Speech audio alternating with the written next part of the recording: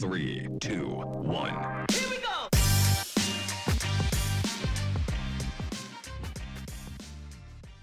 Hi, everybody. This is Tyler Lochner from Pixelate, the ad fraud protection, marketing analytics, and privacy compliance platform for connected TV and mobile advertising.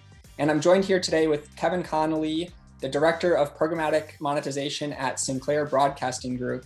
One of the apps that Sinclair owns is NewsON. NewsON ranks very highly in our most recent Publisher Trust Index, which ranks connected TV apps and mobile apps for overall quality in the programmatic marketplace.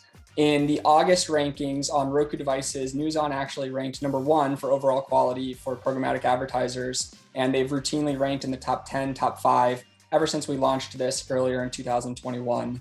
Kevin, thank you so much for joining us. Could you introduce yourself and explain the NewsON app for our audience?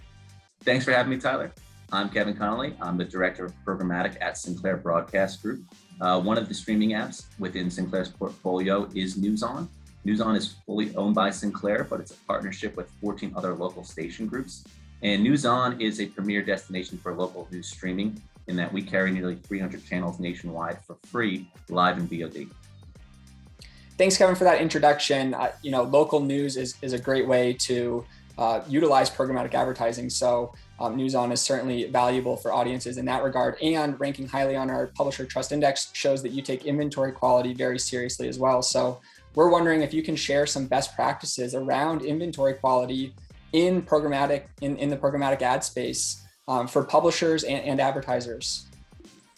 Yeah, Tyler, I think first and foremost, our main goal is maintaining broadcast standards. So as we see the linear world and the streaming world converge, we want to create a level of uniformity within that.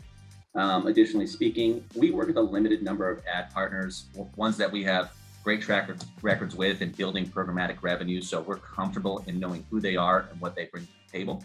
And I would say lastly, working with our team that's consistently monitoring ad play out and creative so that if potential issues do arise, we're in front of it. We're next day turnaround. We're consistently looking at that playback to understand the advertisers and the campaigns that are delivering day in and day out within the app.